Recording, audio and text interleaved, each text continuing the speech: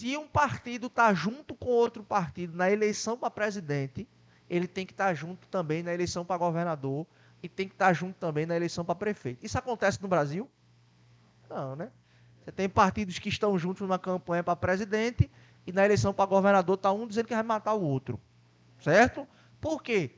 Porque não existe no Brasil verticalização de candidaturas. O que seria verticalização? A imposição de cima para baixo de que os partidos deveriam estar juntos em todos os níveis de candidatura. Ou seja, para governador, para presidente, para deputados, etc, etc, etc. Tá certo? Oi? Então, a verticalização seria a imposição de cima para baixo de candidaturas comuns entre partidos, tá certo? Então, não existe, até existiu. Lá em 2008, o Supremo tinha dito, inclusive, que isso era inconstitucional. Aí, alguns anos depois, o Congresso colocou isso no texto constitucional, tá certo? Então, veja, o parágrafo 1º, ele tem 3 informações importantes. Você tem que dividir o parágrafo 1º, tá certo? Primeiro, autonomia partidária, então os partidos podem se organizar, podem definir sua estrutura interna, etc, etc. A segunda informação é que a coligação ela existe no sistema proporcional, mas ela, aliás, ela existe no sistema majoritário, mas ela não existe no sistema proporcional e não há vinculação de candidaturas nos níveis federativos, ou seja, não há verticalização de candidaturas no nosso país. Tranquilo, pessoal? Beleza? Então vamos fazer o seguinte, vamos dar um intervalo, daqui a pouco a gente volta e aí a gente vai para os finalmente aí do artigo 17 da nossa Constituição. Então até daqui a pouco. Voltemos então para a nossa aula. Sigamos aí, vamos seguir para o parágrafo 2º do artigo 17 do texto constitucional. Eu fico impressionado o quanto de gente que cai em pegadinha na prova por causa desse parágrafo 2º, viu?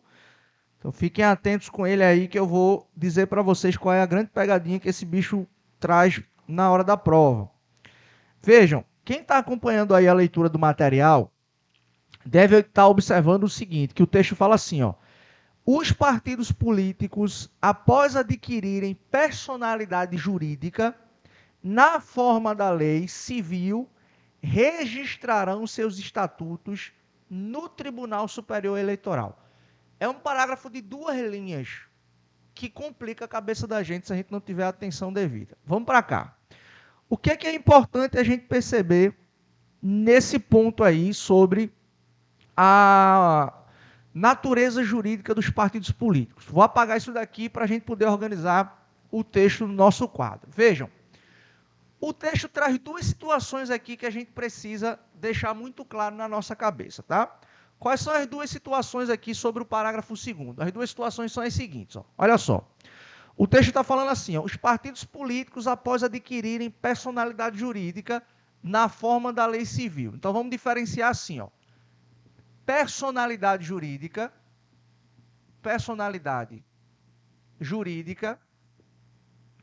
e a gente vai colocar assim, ó, estatutos, né? Os seus estatutos aqui, ó. O texto constitucional no final fala exatamente sobre isso, estatutos, beleza? Então vamos fazer essa diferença aqui, ó. Vamos fazer exatamente essa diferença. Então, personalidade jurídica e os seus estatutos. Preste atenção no que eu vou dizer, tá? Partido político, ó, partido jurídico. Partido político é uma pessoa jurídica de direito privado, certo? Vou repetir. Partido político é uma pessoa jurídica de direito privado. Partido político tem CNPJ, certo? E aí o que é que o texto está dizendo? O texto está dizendo assim, ó, que após adquirir a personalidade jurídica na forma da lei civil, os partidos políticos vão registrar os seus estatutos no Tribunal Superior Eleitoral. Vamos para cá para a gente terminar essa anotação aqui. Então vejam, partido político vai adquirir personalidade jurídica, vai. Como? Aí o texto diz, na forma da lei civil. O que significa essa expressão aqui, na forma da lei civil? É que o partido político vai ter que seguir todas as regras para poder ter o seu CNPJ, registro na Receita Federal, registro em cartório, registro não sei o quê. Tudo que uma empresa passa, basicamente, para abrir o seu CNPJ, o partido político vai ter que enfrentar também. Sabiamente, o texto não diz como é que é esse procedimento, porque ele diz assim, ó, na forma da lei civil, quero nem saber. Cumpra tudo que está previsto na lei aí para você se tornar uma pessoa jurídica. Tá claro isso?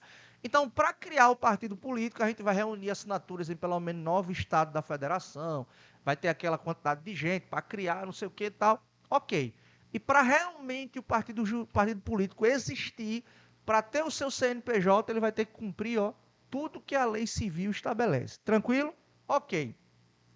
E aí o texto diz assim, ó, após adquirir a personalidade jurídica na forma da lei civil, os estatutos do partido político serão registrados junto a quem, pessoal? Junto ao Tribunal Superior Eleitoral. Ou seja, o famoso TSE. Duas pegadinhas que são muito comuns em relação a esse parágrafo aqui, tá? Duas pegadinhas que são muito comuns. Primeiro, o partido político ele não vai adquirir personalidade jurídica ao registrar os seus estatutos no Tribunal Superior Eleitoral. Ele faz isso após o quê? Após adquirir a personalidade jurídica. Então, o ato subsequente, uma vez que o partido passou a existir, tem o seu CNPJ, é registrar os seus estatutos junto ao Tribunal Superior Eleitoral, certo? Então, cuidado que é muito comum aparecer em prova. O partido político adquire personalidade jurídica quando ele registra os seus estatutos junto ao Tribunal Superior Eleitoral. Não é isso. Personalidade jurídica é adquirida aqui, ó, na forma da lei civil. Após adquirir personalidade jurídica, os estatutos serão registrados junto ao TSE. Beleza? E a outra pegadinha que é muito famosa também é a seguinte. Os examinadores, isso é a cara do examinador OCP. Troca Tribunal Superior Eleitoral por Tribunal Regional Eleitoral. Aqui é o seguinte, além da memorização, se você não está bom nesse ponto, só lembra do seguinte raciocínio. Partido político não tem caráter nacional, a gente não viu aqui, então ele vai registrar os seus estatutos exatamente no Tribunal Superior Eleitoral, o maior tribunal do país na área eleitoral. Não é o regional, porque não existe partido regional, beleza? Então esse é o raciocínio aqui. Por que é no TSE? Por causa do caráter nacional do partido político. Está resolvido o nosso problema, beleza? Então parece simples, mas esse dispositivo, se a gente não tomar cuidado, a gente pode cair em alguma pegadinha na hora da prova. Então, personalidade jurídica é adquirida na forma da lei civil e após isso acontecer, os estatutos serão registrados junto ao Tribunal Regional Eleitoral, não é isso? Não, é Tribunal Superior Eleitoral. Beleza? Junto ao Tribunal Superior Eleitoral. Podemos avançar aqui? Podemos para cá? Vou apagar essa parte, viu? Parágrafo 3º do artigo 17. Onde tem número, tem questão de prova. Vou logo avisando, viu? Então vamos tomar cuidado nesse parágrafo 3º. Vou repetir o mantra. Onde tem número, tem questão de prova.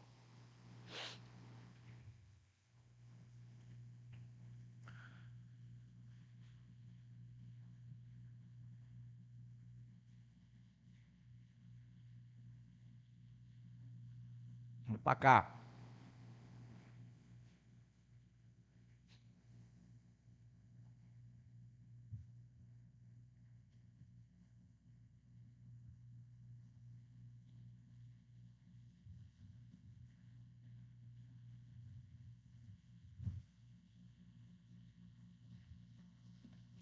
Parágrafo 3º. Parágrafo 3º do artigo 17. Vejam, vocês que estão acompanhando aí a leitura, tá? Vou repetir, onde tem número tem questão de prova. É o seguinte, lembram que eu falei na primeira parte da aula, quando eu disse assim, olha, o texto permite criação, permite fusão, incorporação e extinção de partidos políticos. Nos últimos anos, a gente não tem visto muito criação de novos partidos. A gente tem visto fusão, a gente tem visto incorporação, a gente tem visto o número de partidos efetivamente diminuindo no decorrer do tempo. Nós chegamos em algum momento aqui no Brasil, acho que na década passada, a quase 50 partidos políticos. E partidos que não tinham sequer um único parlamentar recebendo fundo partidário, recebendo fundo eleitoral.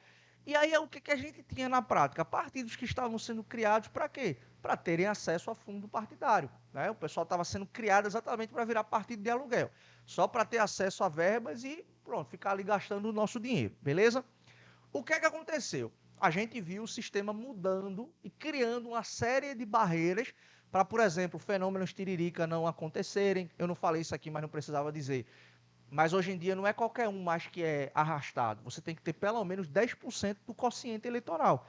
Então, naquela eleição fictícia ali que eu mostrei para vocês, ninguém seria arrastado recebendo 10, 15 votos como era antigamente. Você tem que ter tido pelo menos 10% do quociente eleitoral, ou seja, pelo menos 100 votos para ser arrastado. Por que o sistema fez isso? Para impedir esses cenários aí de arrastamento, de muito voto, de puxador. E a mesma coisa, o texto constitucional começou a criar barreiras para os partidos políticos serem criados simplesmente para terem acesso ao fundo partidário. Aí vejam o que é que o parágrafo 3º diz. Ele fala assim, ó: somente terão direito a recurso do fundo partidário e acesso gratuito ao rádio e à televisão, na forma da lei, os partidos políticos que alternativamente. Então vamos colocar aqui, ó. Acesso, aí o texto fala assim, ó, acesso, né? Partidos políticos, vou colocar aqui, ó, partidos políticos. Então partidos políticos aqui, ó. Acesso ao quê? A fundo partidário, a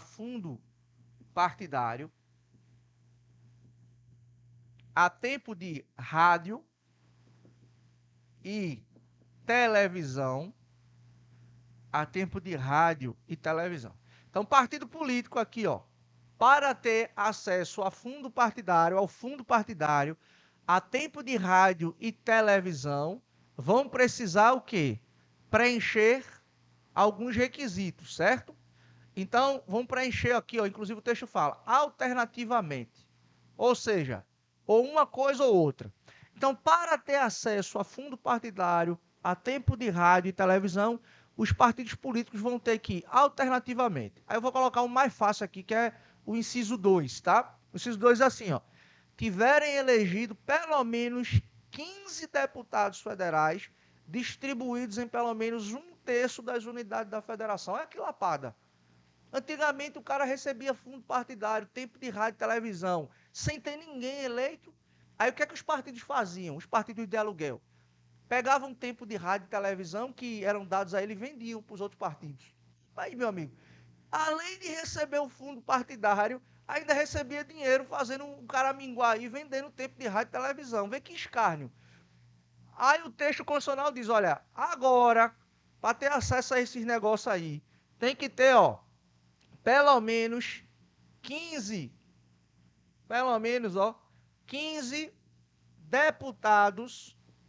deputados federais. E veja, não é só você ter 15 deputados federais, não, porque um estado como São Paulo é facinho para um partido eleger 15 deputados lá. 15 deputados naquele contexto. São 15 deputados espalhados em pelo menos 1/3 dos estados no país. 1/3 das unidades da federação.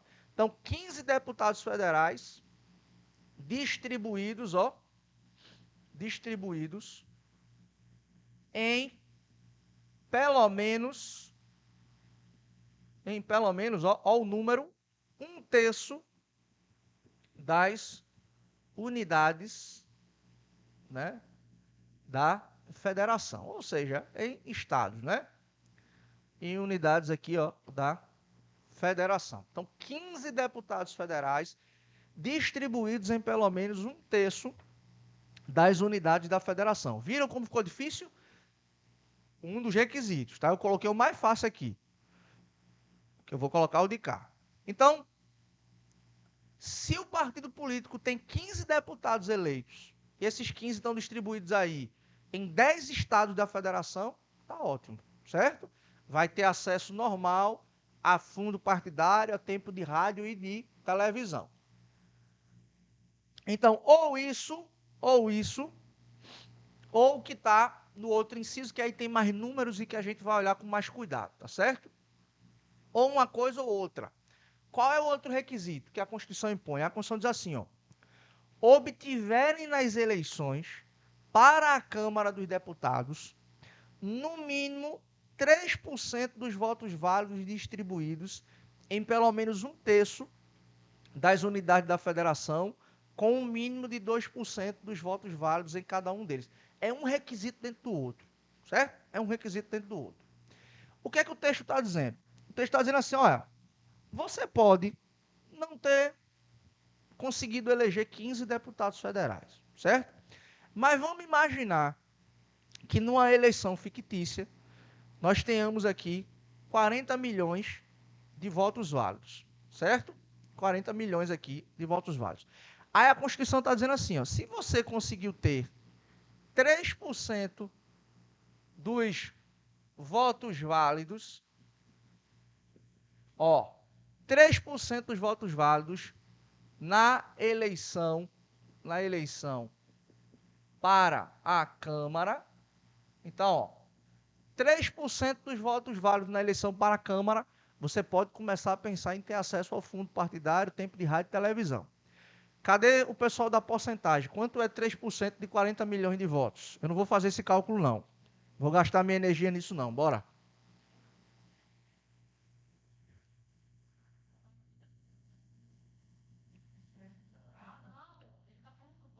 Quero saber quanto é 3% de 40 milhões. 120 mil? Rapaz, sabe como é que eu fazia? Sabe como é que eu fazia? Não, na cabeça mesmo você faz isso, pô. Na cabeça mesmo você faz isso. Quanto é 10% de 40? 4 milhões. Quanto é 10% de 4 milhões? 400 mil. Não é isso? Aí você vai ver 1% ali, você vai chegar lá, pô. Mas isso é o cálculo furada, né? Funciona, pô, funciona. Então, 3% são quantos votos válidos aí? 1.200.000. É isso mesmo? Tem certeza? Você sabe, Yasmin?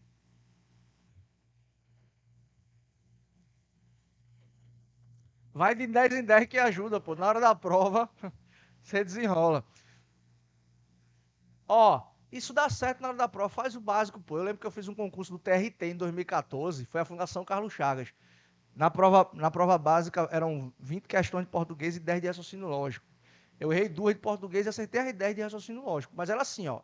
Não era raciocínio lógico matemático, era raciocínio lógico mesmo. Negação de tabela verdade, negação de proposição, tabela verdade, não sei o quê. E caía uma ou outra besteirinha lá de cálculo, mas na manhã, pô, risco a prova todinha e resolve, entendeu? Então, veja, 1 milhão, vamos para cá, para a gente não errar isso aqui, tá? 1.200.000 votos. Aí o texto está dizendo o seguinte: se o partido teve 1.200.000 votos ali, vamos começar a trabalhar com ele para a gente dar um fundinho partidário a ele, beleza? Então tem que ter tido pelo menos 3% dos votos válidos na eleição para a Câmara. Então nessa eleição fictícia teria que ter recebido pelo menos 1.200.000 votos. Só que o texto diz o seguinte, que esses 3% dos votos aqui, ó, tem que estar dividido, espalhado em pelo menos o quê? A mesma coisinha aqui, ó, um terço, certo? Então, 3% dos votos válidos, aí o outro requisito é o seguinte, distribuídos em pelo menos um terço das unidades da federação. Distribuídos em pelo menos, um terço das unidades. Um terço das unidades. Oi. Nós temos 26 estados e o Distrito Federal. Então, um terço é 9, porque conta no total 27. Distribuídos em pelo menos um terço das unidades da federação. Ou seja, conforme a gente viu aqui, ó, tem que estar distribuído em pelo menos 9 estados da federação, né? Contando, obviamente, o Distrito Federal.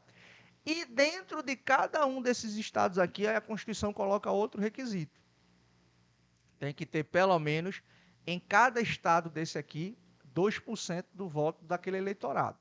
É requisito dentro de requisito, viu? Você pode observar, ó, com um mínimo de 2% dos votos válidos em cada um delas, em cada um desses estados aqui, certo?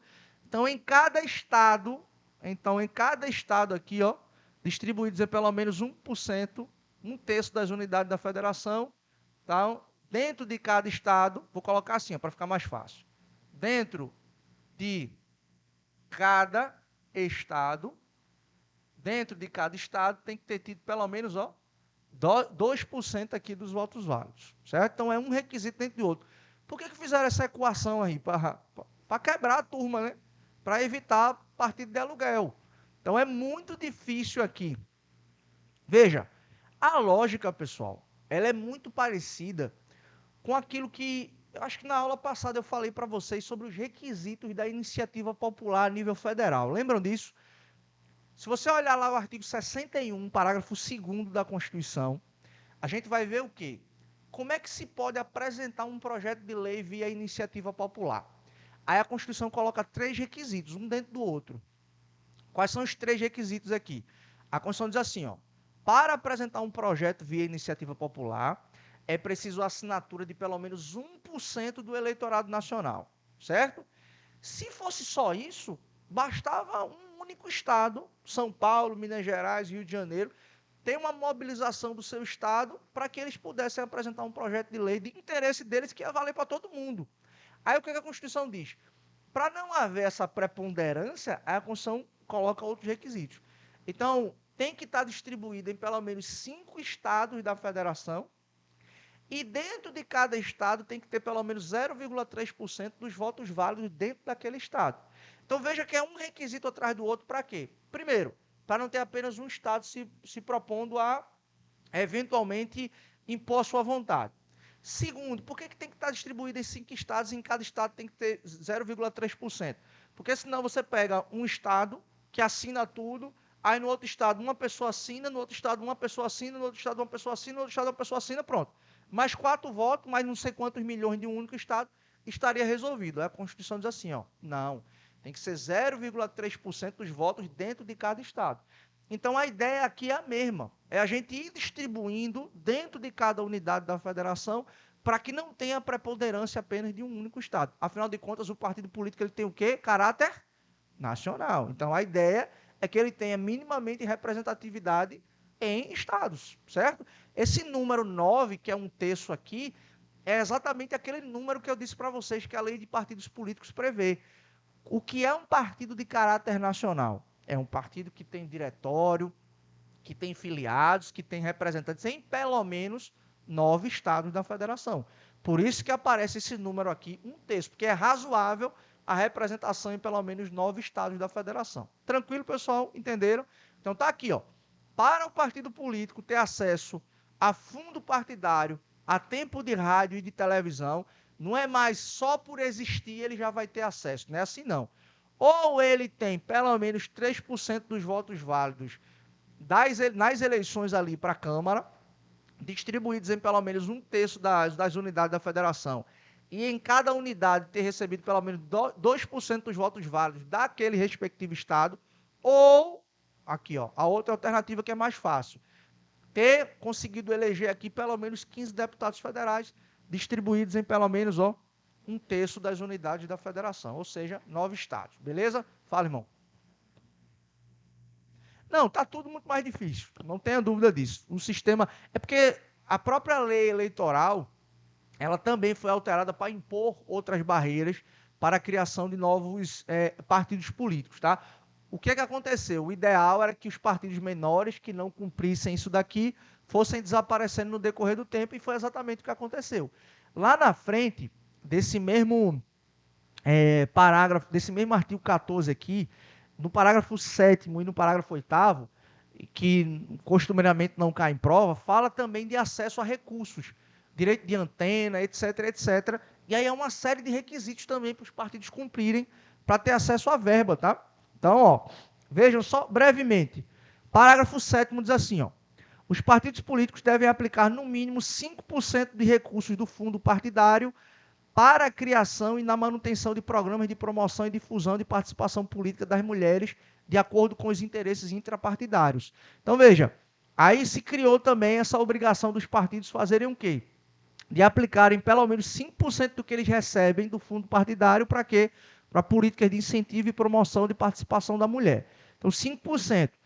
Aí o parágrafo 8º, ele diz assim, ó, esse é mais tenso assim para os os partidos, né? O parágrafo 8º diz assim, ó, isso tem dado bronca aqui só.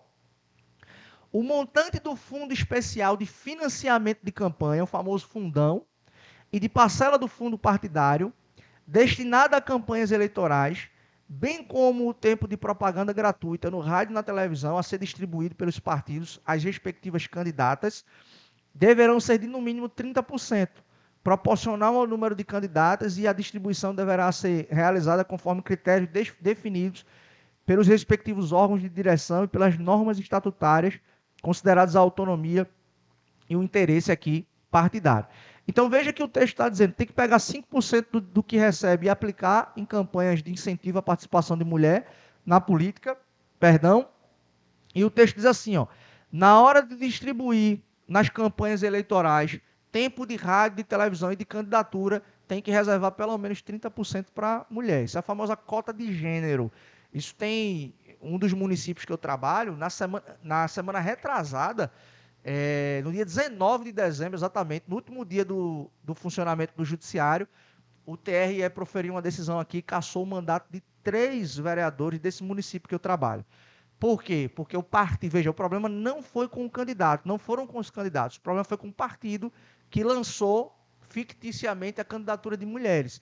Então tem que ter pelo menos 30% de candidaturas mulheres, tem que aplicar tempo de rádio, de televisão, e tem que ter 5% de aplicação no mínimo, porque senão isso gera exatamente o que aconteceu agora, cassação dos mandatos exatamente por violação à cota de gênero. Então, cara, o texto criou uma série de requisitos para tentar, de alguma forma, impedir aquela explosão de partidos que a gente tinha aqui no Brasil, né? Todo mundo criava um partidozinho para ter acesso a recurso público. Diga.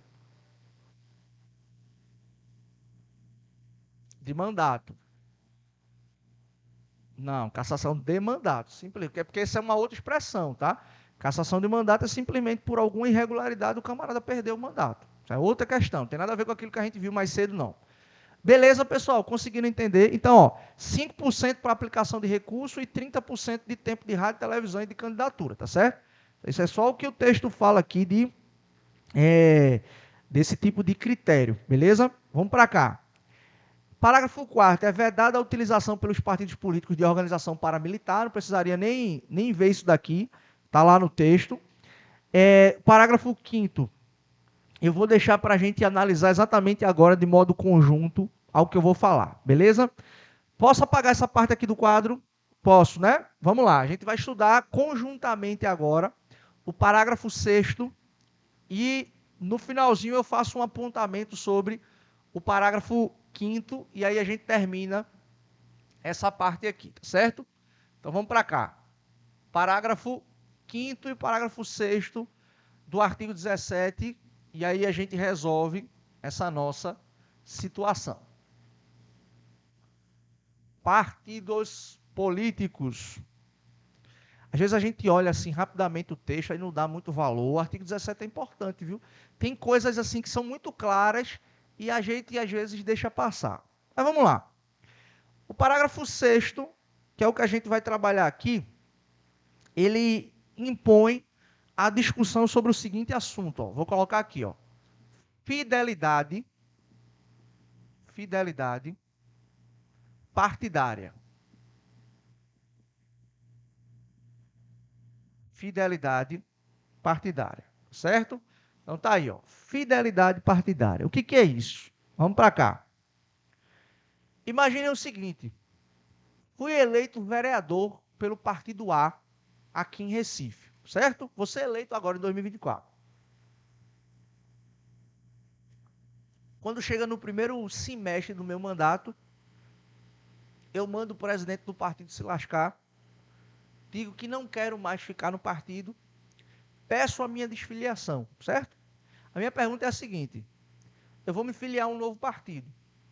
Eu vou levar comigo o mandato ou eu vou perder meu mandato pela minha desfiliação? Entenderam a pergunta?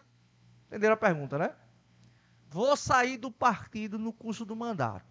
Partido este em que eu fui eleito. A pergunta é: eu vou perder o mandato ou eu vou levar o mandato comigo para um novo partido? Essa é a pergunta.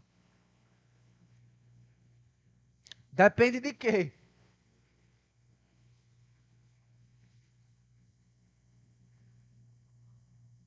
Opa! Opa! Gostei aí, viu? Depende do motivo. Vamos para cá. Fidelidade partidária.